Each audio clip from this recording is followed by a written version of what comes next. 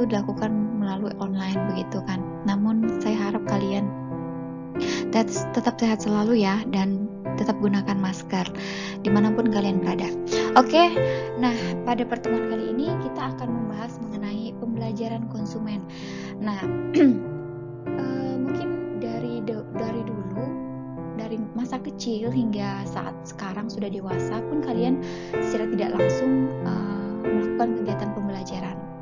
Nah, mengapa? Karena kegiatan belajar itu merupakan hal yang sangat menarik dan sangat penting bagi setiap orang, terutama bagi kita sebagai akademisi, kemudian mungkin juga psikolog, kemudian peneliti.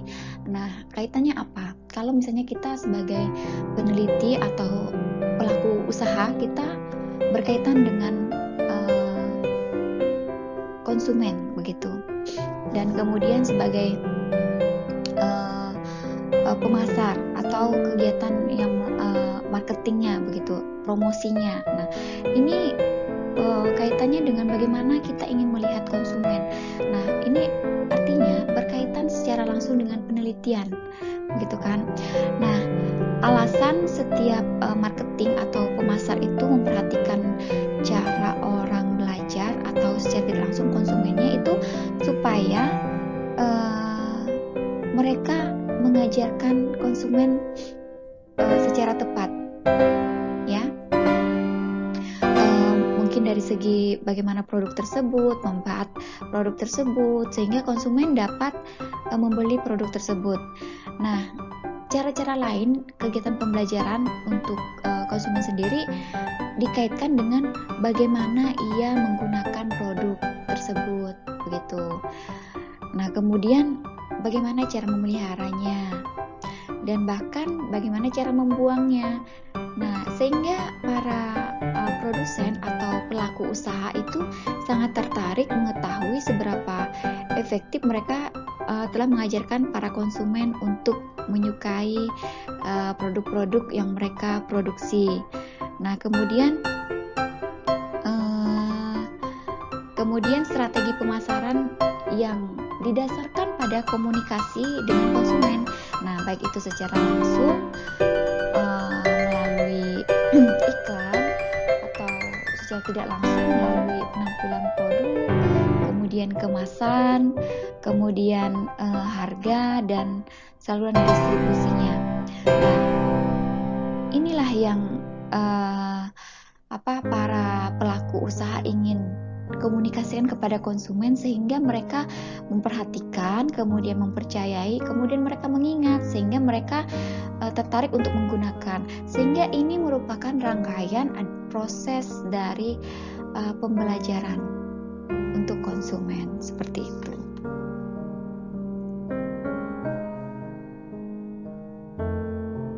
Nah, apa sih arti proses belajar? Nah, definisi belajar sendiri menurut Solomon itu perubahan perilaku yang relatif permanen yang diakibatkan oleh pengalaman. Kemudian menurut Skimen dan Kanu dari perspektif pemasaran bahwa proses belajar konsumen dapat diartikan sebagai sebuah proses di mana seseorang memperoleh pengetahuan dan pengalaman pembelian dan konsumsi yang akan diterapkan pada perilaku yang terkait pada masa yang akan datang. Nah, dari pengertian tersebut dapat disimpulkan bahwa belajar merupakan proses untuk memperoleh pengetahuan dan pengalaman yang mengakibatkan perubahan sikap dan perilaku yang relatif permanen. Nah, walaupun kita tahu bahwa fakta pembelajaran memasuki seluruh kehidupan kita, namun tidak ada teori tunggal dan universal mengenai cara orang belajar. Nah, sebaliknya, ada dua aliran pemikiran utama mengenai proses belajar, yang terdiri dari berbagai teori perilaku. Yang lain adalah teori kognitif, di mana menurut pakar teori kognitif itu mereka memandang bahwa belajar sebagai fungsi proses mental yang murni, dan sedangkan para pakar perilaku memfokuskan hampir hanya pada perilaku nyatanya saja yang terjadi karena terpapar oleh stimuli. Nah, jadi pada bab ini kita akan mempelajari dua golongan teori pembelajaran yang umum. Nah, yang pertama itu teori pembelajaran menurut perilaku dan teori pembelajaran kognitifnya. Nah, untuk itu kita akan lebih dalam lagi apa sih itu arti proses belajar itu seperti apa.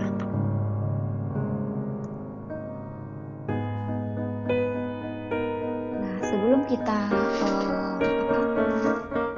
membahas mengenai beberapa hal penting dari belajar, harus kita ketahui dulu bahwa tidak semua pakar teori pembelajaran sepakat mengenai cara terjadinya pembelajaran. Jadi agak sulit ya untuk saat ini kita mendefinisikan pembelajaran yang dapat diterima secara umum, itu sulit. Namun dari sisi pemasarannya, pembelajaran konsumen itu seperti ini. Jadi proses pembelajaran itu sebagai proses di mana konsumen itu memperoleh pengetahuan dari pengalaman mereka membeli, kemudian mereka terapkan pada perilaku yang akan datang. Perilaku yang akan datang ini berkaitan apakah si konsumen itu dapat membeli kembali atau tidak, seperti itu. Nah, di sini beberapa hal penting dari proses belajar.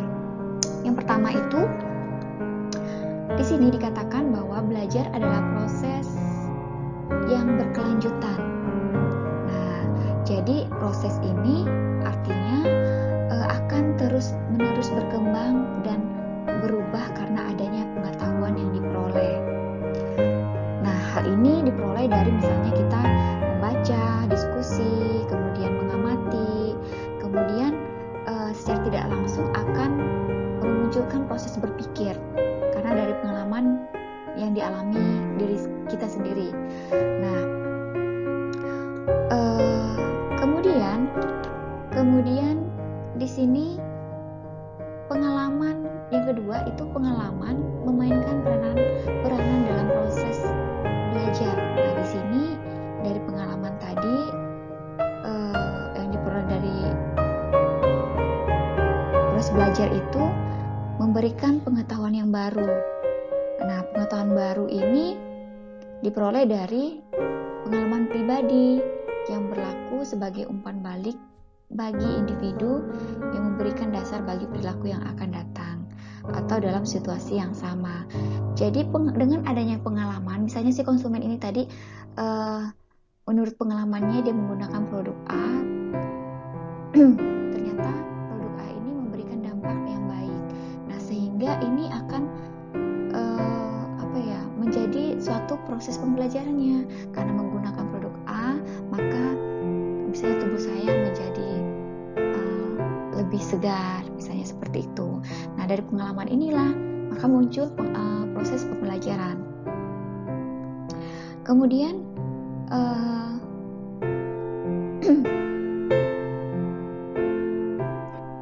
kemudian yang ketiga adalah belajar konsumen bisa juga terjadi secara tidak sengaja maupun sengaja.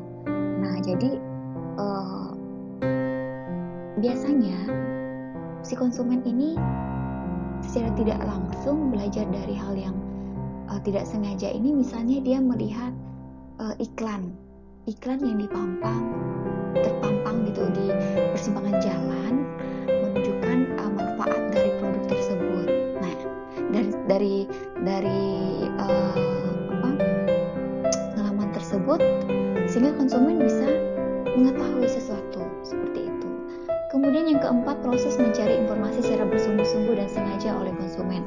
Nah, ini berkaitan dengan si konsumen ini ingin mencari tahu manfaat dari produk tersebut, sehingga secara tidak langsung banyak pembelajaran yang tanpa sengaja diperolehnya dari kegiatan tersebut. Misalnya dia mencari manfaat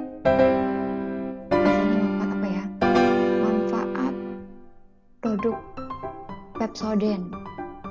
Nah, dia akan cari itu misalnya di googling, kemudian di YouTube. Nah, ini secara tidak langsung secara sengaja si konsumen itu mencari pengalaman dengan melihat iklannya secara langsung di YouTube maupun di televisi maupun melalui Google seperti itu.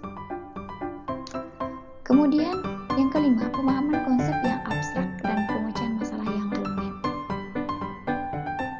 Nah, yang kelima itu adalah bagaimana peran belajar itu memahami konsep yang abstrak dan pemecahan masalah yang rumit.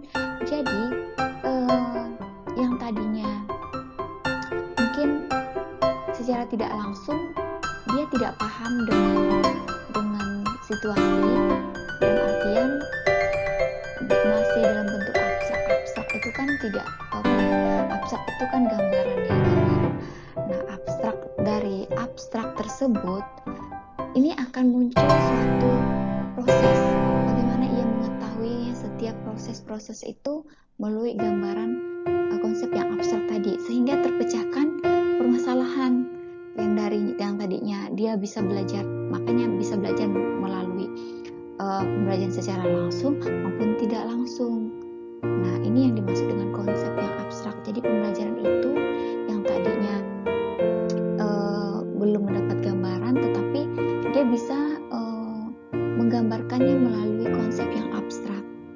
Konsep yang abstrak itu merupakan konsep yang tersusun secara terinci seperti itu, sehingga dia bisa memecahkan permasalahan seperti itu. Nah, selanjutnya apa saja sih syarat dari proses belajar? Yang pertama itu motivasi atau dorongan dalam diri konsumen. Nah, konsep motivasi penting bagi teori pembelajaran.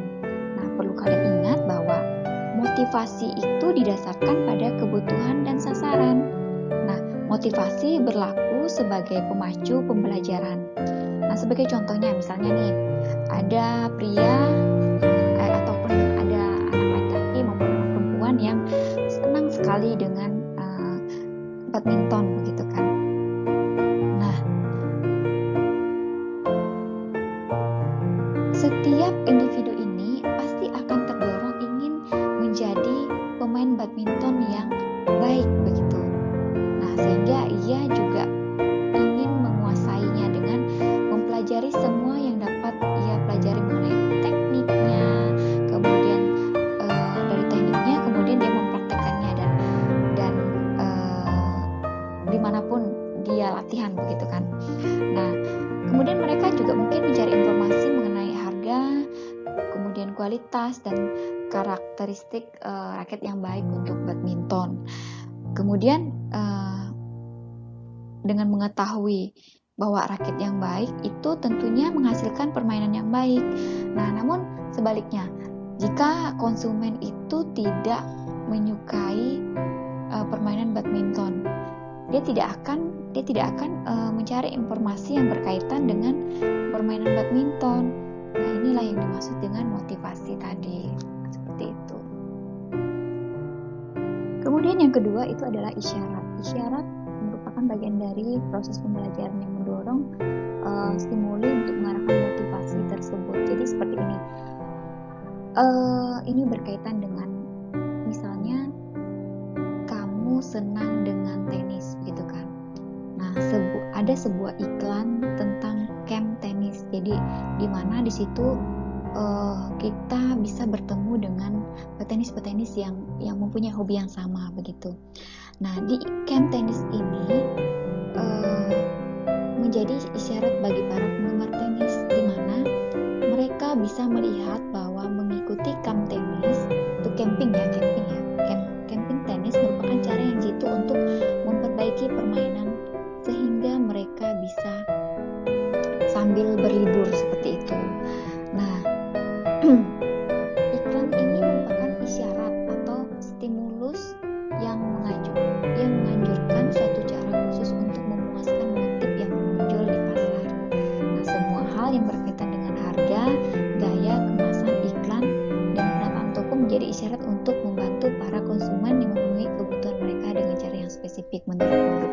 Jadi, harga, gaya, kemasan, iklan, atau penataan toko itu merupakan isyarat agar si konsumen itu dapat membeli produknya. Nah, intinya seperti itu. Yang selanjutnya adalah ada respon. Nah, respon di sini reaksi konsumen terhadap isyarat. Nah, jadi cara bereaksi para konsumen itu didorong atau terhadap dorongan atau isyarat. Nah, bagaimana mereka berperilaku?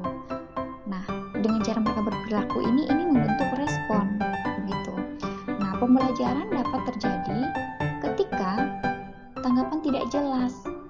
Nah, misalnya nih,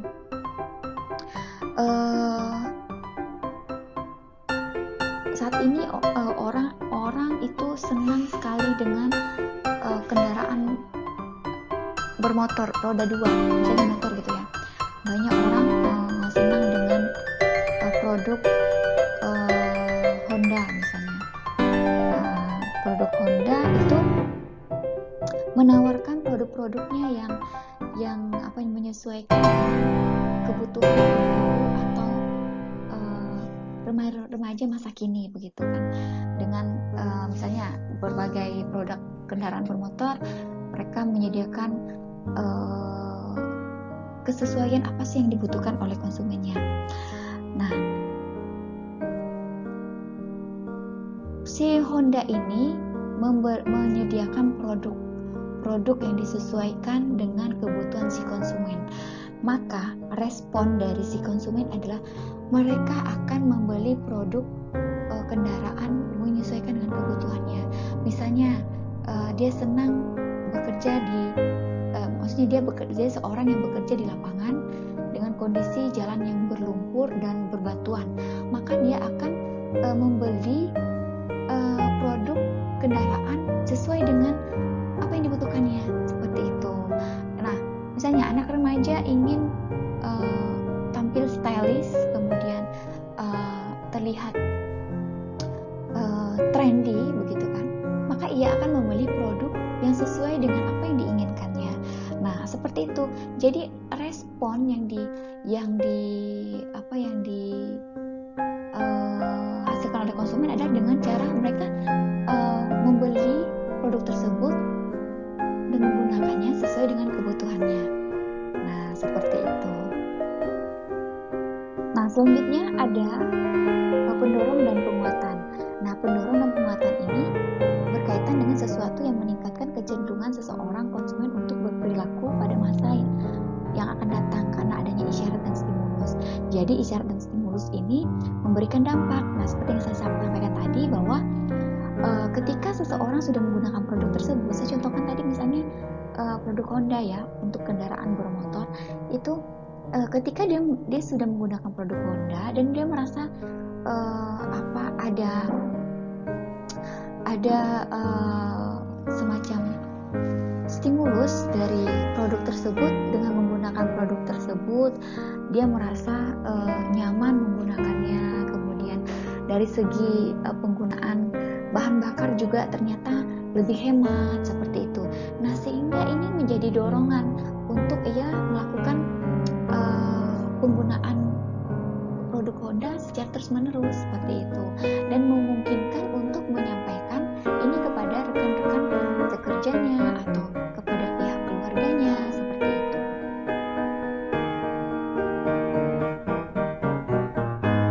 Oke, yang selanjutnya adalah proses belajar kognitif dan perilaku. Nah, proses belajar ini seperti saya sampaikan di awal bahwa ada dua proses pembelajaran yang kita akan bahas di sini. Yang pertama itu proses belajar kognitif, di mana proses belajar ini dicirikan oleh adanya perubahan pengetahuan yang meningkatkan pada fondasi mental konsumen untuk mempelajari informasi. Nah, proses belajar kognitif membahas bagaimana informasi ditransfer dan disimpan di memori jangka panjang. Ini belajar kognitif. Nah, belajar kognitif ini berkaitan dengan apa yang kalian sudah dapatkan di bangku SD, SMA, SMP, SMA hingga di bangku perkuliahan. Jadi mungkin dari proses belajar, misalnya ketika di awal di dasar kalian belajar matematika dengan baik, begitu kan. Nah, kalian menghafal rumus matematika mengenai bangunan balok. Nah, ini akan berlaku di tingkat SMP, SMA, dan hingga di jenjang perkuliahan. Nah, ketika proses belajarnya itu yang baik, maka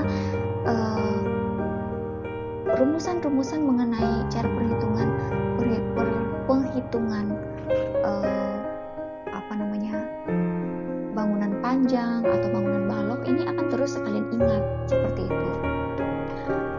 Nah, selanjutnya proses belajar kognitif perilaku. Proses belajar perilaku. Nah, di sini digambarkan proses belajar yang terjadi ketika konsumen bereaksi terhadap lingkungannya atau stimulus luar. Nah, perubahan perilaku tersebut adalah akibat pengalaman, bukan akibat perubahan fisik seorang konsumen, misalnya karena sakit, cacat, atau obat-obatan. Jadi ini lebih ke pengalaman ya. Pengalaman bagaimana si konsumen itu menggunakan produk tersebut sehingga kedepannya produk tersebut dapat menjadi pilihan bagi si konsumen tersebut. Seperti itu.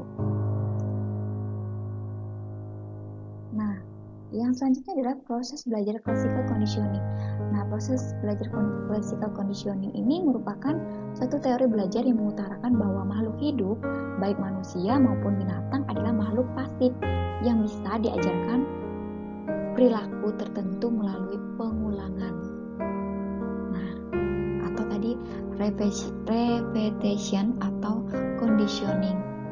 Nah, para pakar teori pengkondisian yang paling klasik menganggap bahwa semua binatang maupun manusia sebagai entitas yang relatif pasif dan dapat diajarkan berbagai perilaku sehari-hari atau berperilaku tertentu melalui pengulangan atau pengkondisian. Nah, ini kaitannya dengan proses belajar klasik tadi ya. Nah, jadi ini biasanya terjadi misalnya melalui sentakan lutut, kemudian atau secara langsung melalui pemaparan yang berulang-ulang. Nah, seperti itu.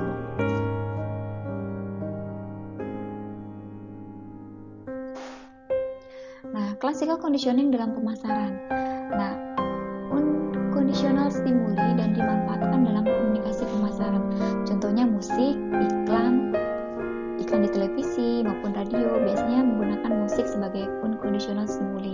Kemudian dipasangkan dengan produk merek yang dipromosikan.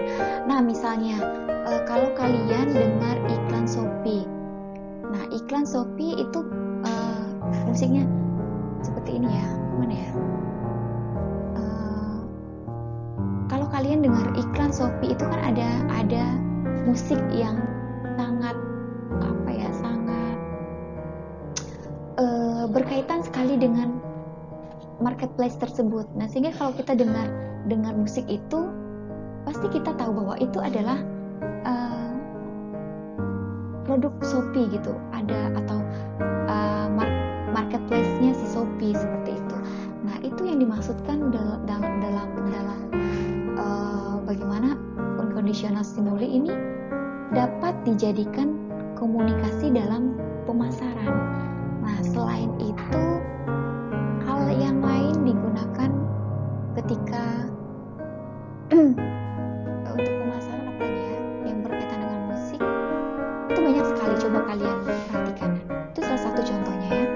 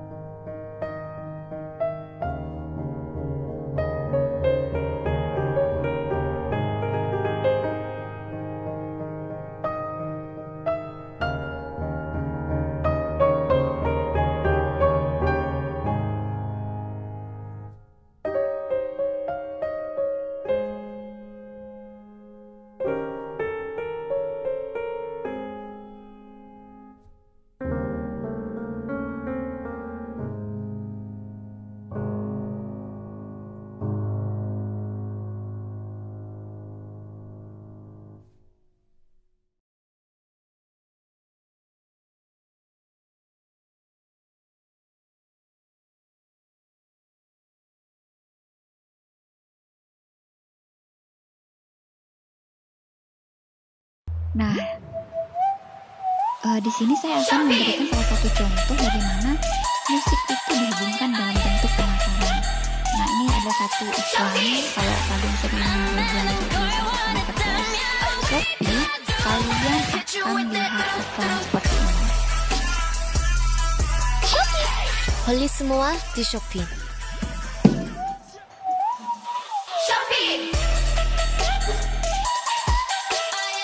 Nah, ini adalah salah satu bagaimana musik itu dihubungkan dengan strategi pemasarannya. Jadi kalau kita tahu Blackpink dan beli semua di ini, Shopee, pasti kita akan tahu, oh ini marketplace-nya Shopee. Nah, kira-kira seperti itulah gambarannya. Ketika musik juga bisa dihubungkan sebagai sarana pemasaran.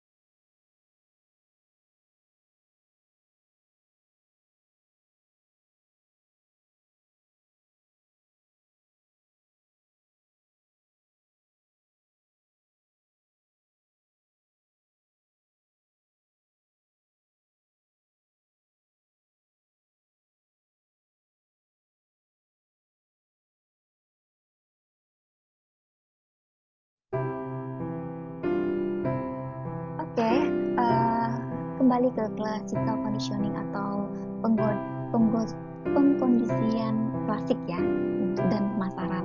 Nah, dalam kehidupan manusia banyak hal yang berfungsi sebagai conditional stimuli atau sebagai pengkondisian situasi ketika kita memasarkan produk, salah satunya dengan musik. Nah, contoh tadi iklan Shopee itu menggunakan brand ambasadornya si Blackpink yang berasal dari Korea. Nah, yang suka dengan film-film Korea, yang suka musik Korea pasti tahu ya ini. Nah, musik ini digunakan sebagai unconditional stimulinya untuk iklan di televisi maupun di radio. Nah, sekarang kan enggak keren lagi ya radio ya. Nah, lebih kerennya tuh YouTube gitu kan. Nah, menggunakan musik kemudian dipasangkan dengan produk atau merek untuk dipromosikan. Nah, contohnya tadi lagunya si Blackpink tadi dihubungkan dengan iklan Shopee. Nah, Shopee ini sebagai salah satu marketplace di mana orang-orang bisa membuka toko di marketplace ini, di mana kamu juga yang tidak punya toko fisik, tapi kamu bisa punya toko online-nya begitu. Kamu juga bisa punya toko fisiknya, kamu juga bisa punya toko online. Nah, sebaliknya kamu tidak punya toko fisiknya, artinya toko fisik ini kamu punya ruko yang dibuka sebagai tempat untuk jualan. Nah, tapi dengan Shopee ini kamu bisa jualan dengan menggunakan toko yang secara online seperti itu. Nah, musik yang menyenangkan akan menghasilkan unconditional respon. Nah, responnya apa? Ketika si konsumen dengar musik si Blackpink ini, mereka akan tahu, oh ini iklannya Shopee. Oh, Shopee itu adalah tempat pertemunya penjual dan pembeli secara online seperti itu. Ya, marketplace-nya seperti itu, atau tempat pemasarannya itu Shopee seperti itu. Nah, inilah prinsip classical conditioning yang diaplikasikan dalam satu produk. Nah, ini yang disebut dengan classical conditioning tadi. Nah, selain contoh lainnya adalah gambar, pemandangan indah, selebriti, bendera, simbol agama, petualang. Nah, itu adalah contoh bagaimana classical conditioning ini dihubungkan dengan strategi pemasaran seperti itu.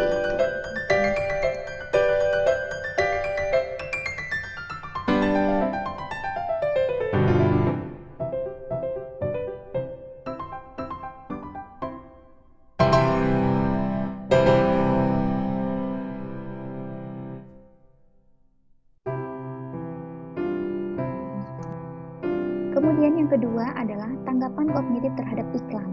Nah, ukuran lain untuk pembelajaran konsumen adalah tingkat sejauh mana konsumen mengerti dengan tepat pesan iklan yang diharapkan.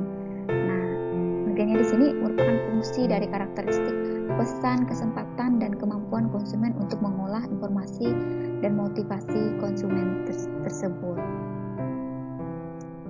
Yang selanjutnya adalah ukuran sikap dan perilaku pada kesucian terhadap merek. Nah, ukuran sikap dan berkaitan dengan perasaan konsumen secara keseluruhan, yaitu penilaian terhadap produk tersebut. Nah, apakah konsumen itu melakukan pembelian, kemudian ukuran perilaku itu didasarkan pada berbagai tanggapan setelah mereka melakukan pembelian tersebut. Apakah itu dapat terjadi keberlanjutan atau hanya sampai di situ saja. Kemudian yang selanjutnya adalah ekuitas merek, di mana ekuitas merek ini merujuk pada nilai yang terkandung dalam suatu merek terkenal. Dari perspektif konsumennya, misalnya ekuitas merek ini merupakan nilai tambah yang diberikan pada produk oleh merek. Ekuitas merek mempermudah penerima produk baru dan alokasi ruang pada rak barang-barang yang lebih disukai dan meningkatkan nilai yang dirasakan, kualitas yang dirasakan, dan pilihan penetapan harga premium. Nah, jadi ini sangat penting bagi brand-brand terkenal, khususnya bagaimana mereka menciptakan salah satu memberikan brand yang baik seperti itu. Contohnya, saya contohkan misalnya produk pakaian eksekutif. Nah, brand ini itu memberikan pandangan bahwa ketika konsumen menggunakan produk eksekutif itu, bahwa konsumen itu akan terlihat rapi, modis, begitu kan. Nah, sehingga ketika si konsumen menggunakan produk tersebut, mereka akan mengkategorikan sebagai konsumen yang high class. Nah, dengan demikian produsen itu dengan mudah menciptakan produk-produk yang lainnya, yang dimana produk ini berkaitan dengan peningkatan harga.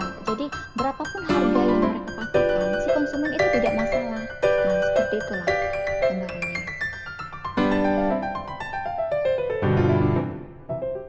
Oke, mungkin pertemuan kita sampai di sini dulu. Nah, untuk materi ini silakan kita diskusikan ke WA group yang sudah disediakan. Silakan kalian sharing atau kalian pengalaman kalian mengenai pembelajaran konsumen itu seperti apa. Kemudian jika masih ada yang belum paham tentang materi ini, silakan disampaikan, silakan ajukan pertanyaannya. Kemudian jangan lupa, itu saya anggap sebagai bentuk kehadiran kalian di mata kuliah ini. Oke, sampai di sini dulu pertemuan kita. Tetap semangat dan gunakan masker dimanapun kalian berada. Jaga kesehatan selalu. Terima kasih.